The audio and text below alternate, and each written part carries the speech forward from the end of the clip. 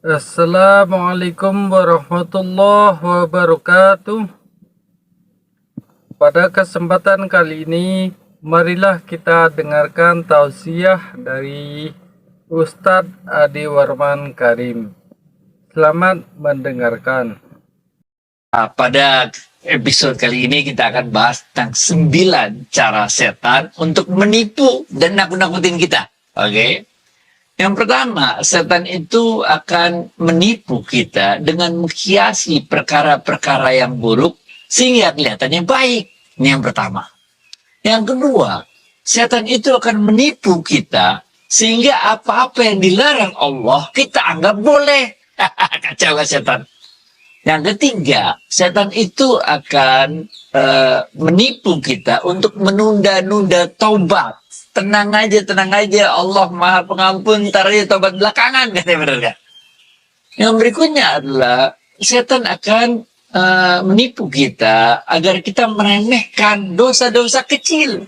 Hal-hal kecil remehin aja, benar gak? Acau gak setan? Yang berikutnya, yang kelima adalah setan itu akan membuat manusia tidak berada di jalan yang lurus. Udah belok-belok dikit nggak apa-apa, ikutin aja dah, ntar kan bisa tobat gitu loh. Yang berikutnya adalah ini, yang keenam, setan itu membuat manusia putus asa dalam bertobat. Karena saking kita udah terbawa dosa, udah nanggung deh, karena ada kisahnya tuh ya, yang udah bunuh 99 orang, akhirnya dia bunuh 100 orang tuh. Setan membuat ketakutan dalam diri kita, sehingga kita berputus asa dalam bertobat. Yang berikutnya adalah, setan itu memanas-manasi manusia dalam keadaan marah. Nah, kalau kita lagi marah tuh dipanas-panasin tuh, biar tambah panas, biar tambah meledak loh, biar kacau ya. Kita hilang kontrol lah. Yang ke-8 adalah setan itu menakut-nakuti kita dengan kemiskinan. Jangan sedekah, jangan ibu, pokoknya duit dikakep sendiri aja dah, takut miskin. Yang ke-9 ini yang terakhir adalah setan itu membuat kita, menipu kita untuk merendahkan orang lain. Jadi kita dibuat oleh setan, dipuji-puji sama setan, sehingga kita merasa orang yang paling hebat, dan akibatnya kita merendahkan orang lain. Nah, inilah 9 dalam kitab-kitab tasawuf diajarkan bagaimana cara setan untuk menipu dan menakut-nakuti manusia. Nah, kalau kita udah paham cara-caranya setan menakut-nakuti kita dan menipu kita, maka Imam Ghazali, ya sekarang Imam Ghazali memberikan kita 8 cara atau 8 pintu-pintu yang harus kita jaga agar kita nggak kecolongan dengan tipuan dan ketakutan-ketakutan yang timbulkan oleh setan tersebut. Yang pertama, kata Imam Ghazali, kita harus jaga pintu amarah. Supaya kita tidak lepas kendali, dan kemudian kita marah-marah kagak jelas kepada orang lain. Padahal emang udah menurut catatan Lauhul Mahfuz, emang itu harus kejadian. Bener gak? Bener ya? Emang udah kayak begitu. Anak kita baru belajar mobil, nyetir mobil, akhirnya ketabrak, bener gak? Emang Lauhul Mahfuz sudah ketulis bahwa akan ada kecelakaan, bener gak? Akan ada serempetan, bener gak? Kita omel-omelin habis-habisan anak kita, bagaimana, bener gak? Yang kedua adalah kita harus menjaga pintu syahwat. Nah, ini pintu syahwat.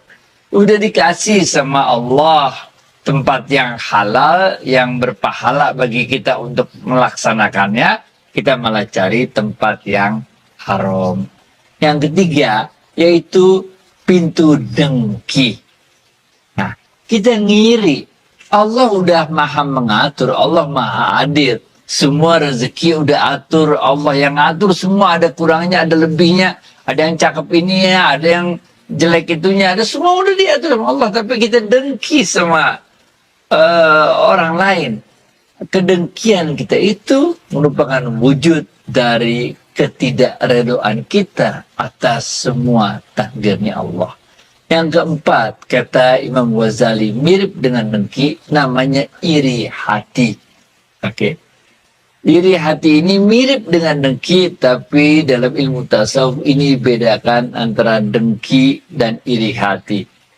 Sama seperti beda antara ghibah dan fitnah. Oke. Yang kelima adalah kita harus menjaga dari pintu makanan dan minuman yang haram. Kalau kita lolos dari pintu makanan minuman haram, ini hati-hati. Kita ini adalah pintu untuk masuk pada dosa-dosa besar lainnya. Udah pernah ada ceritanya waktu itu, ada seorang alim yang ditawarkan untuk melakukan berbagai dosa besar. Dosa zina nggak mau, dosa bunuh orang nggak mau, akhirnya dipilih yang paling rendah yaitu khamar. Waktu dia minum khamar, hilang kesadarannya, dia berzina, habis berzina waktu dia udah sadar, akhirnya balah bunuh orang. Nah, oke. Yang berikutnya adalah menurut Imam Ghazali pintu cinta dunia. Ini nggak ada titiknya. Kalau kita udah hubbud dunia, nggak ada titiknya. Semua mau tambah lagi, nggak ada titiknya. Ini juga kita harus jaga pintu cinta dunia ini. Yang berikutnya adalah pintu tergesa-gesa. Apa-apa maunya terburu-buru, apa-apa maunya tergesa-gesa.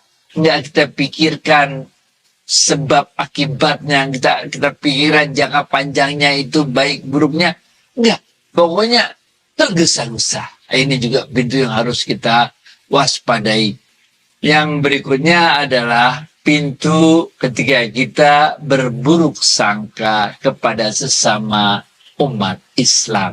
Nah ini, karena tadi kita udah sampaikan, kita merasa lebih baik daripada orang lain, kita merendahkan orang lain, karena kita udah baca ilmunya, kita udah banyak kitab ini, kitab itu, kita udah belajar dari guru ini, guru itu, maka kita merasa menjadi orang yang lebih berilmu, lebih paham tentang sesuatu hal dari orang lain. Nah, ini menyebabkan kita jadi berburuk sangka kepada sesama umat Islam.